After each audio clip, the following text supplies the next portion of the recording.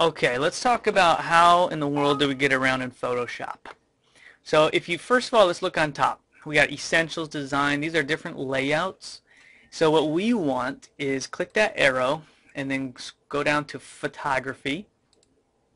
And what that does is it brings the navigator up, and that allows you to zoom in and out really easily. And then you can take that little red square and move it around.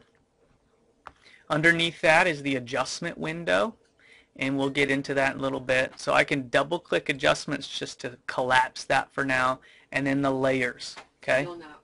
So the main thing is having layers up and having your navigator up. Then on the left side you have all your tools. Okay, when you select a tool, on the top here it gives you all the options for that tool. Okay?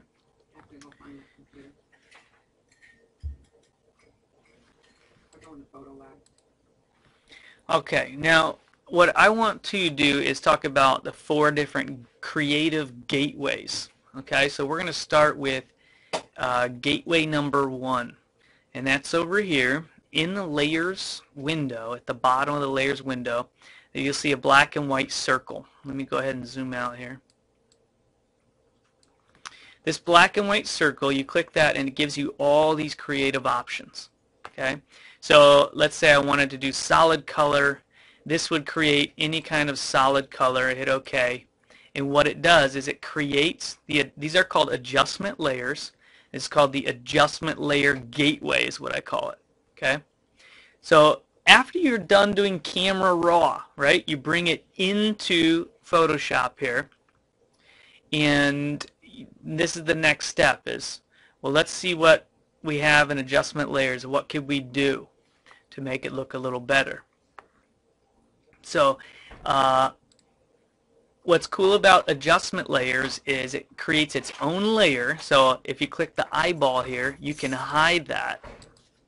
You can also adjust the opacity of that. So if you click the opacity word here at the top, click that and drag to the left or to the right, and you can fade in and out that effect on that layer. It's all like that? Yep. So here we have, you know, this looks pretty bad. I mean, it's gross. Who wants a solid color? But there's reasons why you would want that. But here's what's cool with an adjustment layer. You can, let's say I don't like that color, I want to go back and change it.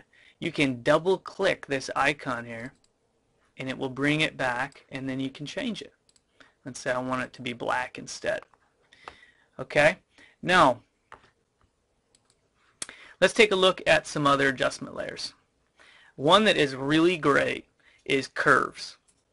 Okay, so we do curves. It shows up here, and I'm going to go ahead and hide the color fill now. Look at, I have a curves layer here now, and here's how you use curves. See these eyedroppers?